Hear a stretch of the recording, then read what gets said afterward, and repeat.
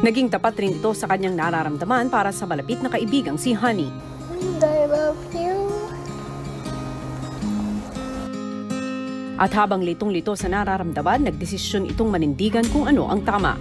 It's not gonna help me and you. We have to stop. Hinangaan naman natin lahat si Thea sa pagiging positibo at sa pagiging tunay na kaibigan ng lahat. At kahit anong laban ang hinarap ay hindi ito sumuko.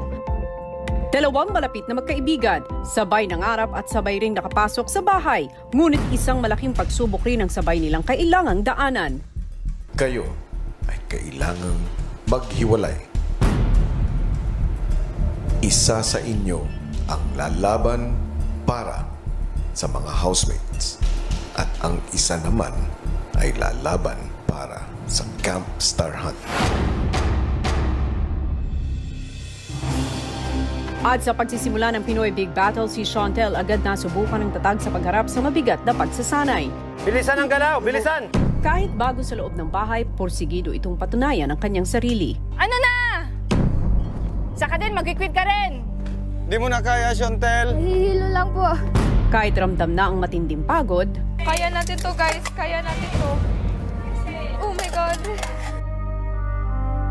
Patibayin mo lang sarili mo kahit na ganon, hirap na hirap ka, ganon. Ang kalaban mo dito, mental.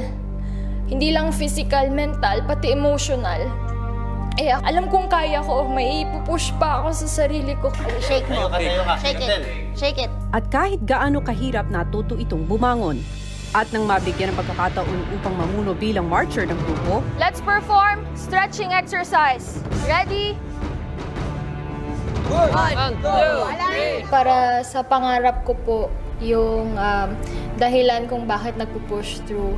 I never thought po kasi, kuya, yun nga, magagawa ko yung mga bagay na ganun. Mas nag-contemplate po or natutukan ko po yung sarili ko kung paano maging malakas.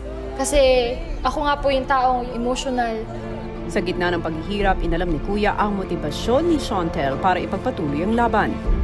Naisip ko lang po yung pamilya ko, kuya. At saka, yun nga po yung letter na na-receive ko po sa kapatid ko. Sabi niya doon na bawat luha, tagumpay, sakripisyo. Naalala ko lang po yung mga words na yun nung ginagawa ko po yung mga drills namin, yung mga exercises namin. Yun na lang po nag-push sa akin, kaya kahit na alam kong nahihirapan ako kanina. Kumusta ba ang relasyon mo sa iyong kapatid? Relasyon ko po sa kapatid ko, syempre, sobrang close, kuya. Isa siya sa mga weaknesses ko.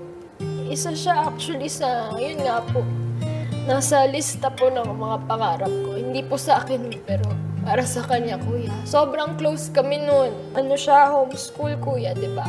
Hindi siya enrolled, kuya. Ako lang po yung kusang nagtuturo sa kanya. Financially, bumagsak kami as a family. Nahirapan kaming i-enroll siya, ganun. Ang dami naming binabayaran, kuya. Pero sabi ko, in the right time, gagawan ko ng paraan yan, sabi ko, kuya. Soon talaga, magandang buhay talaga po yung gusto ko sa kanya. Kahit simple lang, pero yung alam mong siya din kusa na haharap sa kanila na ganito ako. Ipagpatuloy mo lang ang paniniwala sa sarili mo dahil yan ang magiging malaking sandigan mo sa mga malalaking pagsubok na haharapin mo. Samantala, ang isa sa pinakabagong housemate na si Thea sa pagsisimula ng pagsasanay ay nahirapan rin ng husto. Kuya, ang hirap. Sobrang hirap po talaga. Ngunit tumayo pa rin bilang isang mabuting kaibigan sa mga kasamahan. Ang dami ko narinig mo, pero parang ito ang hirap. Ilagay ka dito dahil kaya mo. Pinalakas nito ang kanyang loob. Anong nararamdaman mo ngayon? How about you, Thea? Ganun pa rin po, ma'am. Determinasyon, dedikasyon at disiplina. Ito ang mahalagang bagay. Handang tumulong kung kinakailangan. Chantel! Focus ka. Paano? Hindi nakikinig yan. Sa pants ka mag-pull. Ready to lift? Ready. Lift. At nang mabigyan ng pagkakataong maging leader ng grupo, tinanggap nito ang hamon. Laban na! Isip, puso, lakas, otso! Matatag! Para sa ikalawang Pinoy Big Battle, ang nagwagi, Star Dreamers. Nabigo po kami kasi nagkulang din po ako as team leader at ina-acknowledge ko po yun. Inunahan din po ako ng kaba. Kinausap naman ni Kuya si Thea upang mas maintindihan ang kanyang mga takot at pangamba. Masasabi mo ba na sa labas ng bahay ko ay masaya yung buhay mo? Sa labas po ng bahay, masaya naman kasi sa buong buhay ko po, I've lived comfortably. Especially po ngayon, nakasama ko po yung family ko kasi natrabaho po ako sa hometown lang namin.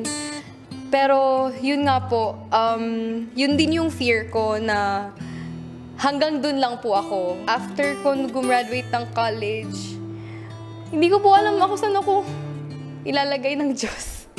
Kasi ayoko po talaga magtrabaho sa isang opisina. Ayoko po ng ganung buhay. Takot ako na hanggang dun na lang po ako. Yun nga po, I grew up, takot po talaga ako sa sabihin ng tao sa akin, ng family ko sa akin. Pero ngayon po, nandito na ako. Ang dami-dami ko pang pwedeng pagdaanan na will help me grow po as a person. And I thank you so much po, Kuya, for letting me into your house and experiencing all these amazing things. Parang I was set free from my fear of criticism po. Noon man ay maraming pumipigil sa'yo. Kung sino ka talaga, kung ano mga gusto mong gawin. Ngayon, may pagkakataon ka na ipakita at ipakilala ang tunay na ikaw. Kung magtayanan mo, doon mo malalaman kung alin talaga o kung sino talaga si Thea. Yes po, Kuya. And you can start from there. Yes po, Kuya. Sa pinagdaanang puspusang training para sa Pinoy Big Battle ni Thea at Chantel ay talaga namang nakilala natin ang bawat isa sa kanila. Ang iba't iba nilang pangamba, ang kanilang pagsisikap at ang kanilang mga pangarap. Hello Philippines and hello world! Matapos nga nating mas makilala ang dalawa sa pinakabagong official housemates ni Kuya, ay dumating na ang oras para sa isang matinding pagpili mula sa kanilang dalawa. Kaya naman ang kabuuan ng kwento, narito panuorin nating lahat. Sa confession room, kinausap ni Kuya sina Thea at Chantel. Dumating na ang takdang panahon upang magdesisyon. Isa sa inyo ang lalabas ng bahay ko at babalik sa Camp Star Hunt. Bibigay ko ang mabigat na desisyon na ito sa inyong mga housemates. Habang nasa living room, ang ibang housemates, sina Thea at Chantel agad namang pumwesto sa garden area. Wait.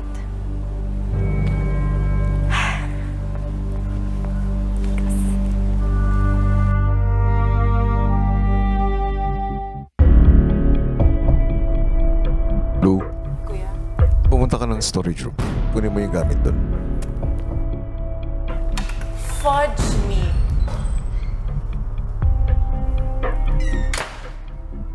Ano yan? Diyos ko, Lord, briefcase. Housemates, sa pagpasok ni Chantel at ni Thea sa loob ng aking bahay, pinagkasunduan namin na pagdating ng takdang panahon ay magkakahiwalay sila. Sapagkat ang isa sa kanila ay mananatili rito sa loob ng aking bahay kasama at kakampi ninyo habang ang isa ay babalik sa Camp Star Hunt upang maging kakampi nila para sa Ultimate Pinoy Big Battle. Lou, buksan mo ang hawak mo. To choose, I think. Ay, Oh my God.